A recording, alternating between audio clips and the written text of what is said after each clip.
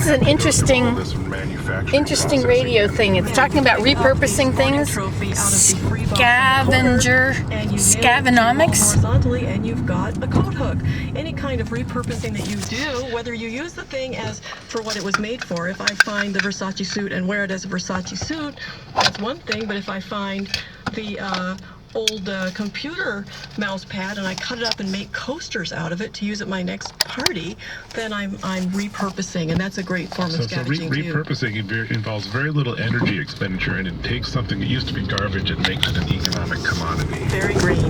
Well, I'm just trying to picture what your house looks like, because that's the next question for me. If you've got sports trophies sideways on the wall as coat hooks, can you be a scavenger and still have a real sense of style, or does it always look like your college dorm room? It does not have to. Absolutely you can. You can scavenge many things. Very beautiful brand name items at yard sales. People get rid of the most beautiful homeware and bed linens and everything for a fraction of what the normal store price. It's a monster house. 95% of what is in our house, which doesn't look like a college dorm, has been scavenged. From the paint on the walls, which is what they call mismixes. People order custom colors from the paint store and then either don't pick them up or don't like the color. So often the store will sell them for a teensy little price, and that's why the colors we have, they're very interesting colors, a sort of purpley blue, a sort of marine brune, a sort of a cinnabar color. Well, they were mismixes, and the carpets on the floor are carpet remnants. But again, if you have the right, you can accessorize. You can scavenge accessories to bring the colors together. It's all about your sense of style, not where you got it. In fact, we just got a book recently called Find. It's all about these very high-end, elegant designers who have put together these mansion, beautiful museum rooms, and they've all done it with thrift store finds. So it depends on your internal style sense, not where you got the object. It is out there. It is out there. Our dishes include the most beautiful china from around the world. Well, but there is a potential problem with scavenging, and I know this because it's a family problem, and that's that you turn into hoarders. Pack rat phenomenon. Yeah, that you're picking up stuff that this is too good to leave by the side of the road, and the next thing you know, you're renting a storage unit. It's a human impulse to do that. We have in the back of the Scavengers Manifesto, we have our 12 commandments, our scavenging code of ethics, and one of them is don't be a pack rat. We have a whole thing about how you need to get rid of stuff as well as acquire stuff, and it's very important to resist the urge to acquire for no reason. So when you acquire something, you're a scavenger, but when you give it away, you're a scavengee.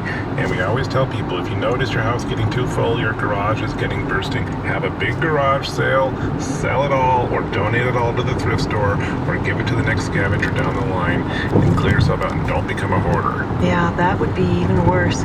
Okay, if you've got people interested in taking their first steps towards a scavenging lifestyle, what direction would you point them in?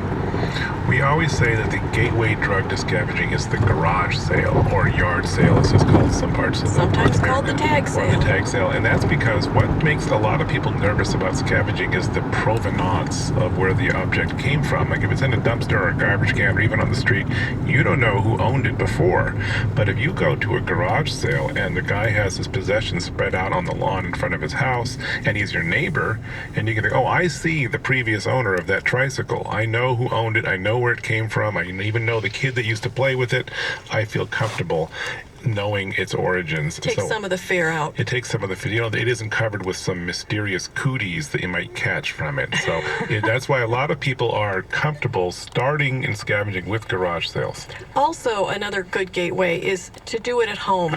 You can just sit there in front of your computer with no one seeing, I shouldn't say this, or at work, joining freecycle.org or looking at your local Craigslist for the free section, or joining some other network, or going to a freebies site online. Wow. Yeah. Well, we started out as the kind of people that would go to thrift stores and garage sales, but of course we get more and more addicted to free stuff, because even spending $1 on something seems expensive to us at times. Well, it sounds like it's turned into a fantastic, challenging game to you both. It's an adventure. It makes life an adventure. I think in our normal, concrete, paved-over world these days, we don't have enough surprise. And the great thing about scavenging is that it's always a surprise. You might never have thought about much less listen to a Brazilian Beatles cover band. But if you find that CD, that's what you're going to listen to, and then you're going to learn something. That sounds With great. us, it's not like it's something we can turn on and off, or it's a game that we choose to play. It's a personality trait that's inborn into us. So even if we decided, I'm sick of scavenging, I don't want to scavenge, we couldn't stop. It's just the way we are, unfortunately. But nowadays, now that so many people are running out of money or losing their jobs, it's becoming more of a necessity, and maybe they wouldn't have wanted to do it before. But we're here to tell them it's really okay. You don't need to be scared, and you don't need to be ashamed. It's actually fun once you get started. And as I say in the first half of the book, everybody actually already is a scavenger. They just don't know it because society has told them to suppress their scavenging urge. Well, thank you so much for reuniting and reigniting the urge to scavenge. Scavengers unite.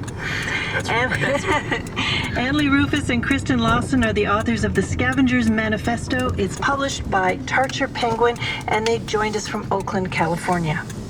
Previously on Q. I love to laugh, and I will always give comedy a chance. Say you're out in Toronto or Montreal or Vancouver, and you have your golf sticks, as do they call those things, sticks, and a ball, and there's some sort of course, and you play golf throughout the streets. And as you know, golf is normally played on grass. Sure. In a bucolic setting. You're not a geek. You're not really. You're more of a sporty guy, as you said. Yeah. Thank you. She loves to laugh. You know what? I love to laugh. Hello, I'm Vigo Mortensen, and I'm certainly not from the planet Xi'an, although I empathize with all their concerns. Have you been to Xi'an? I have never been to Xi'an. They're Okay, we are going outside. We're going to see some tulips. Now, I would wear my hat, but it'll get blown off. It's a very blustery day today.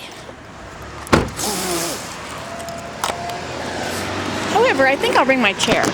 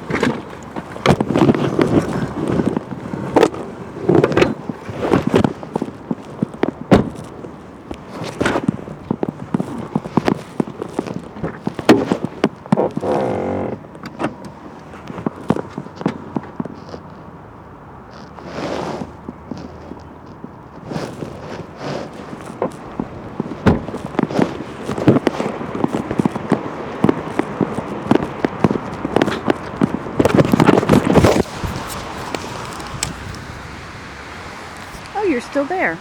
I thought it closed and so it turned off. So I should turn it off.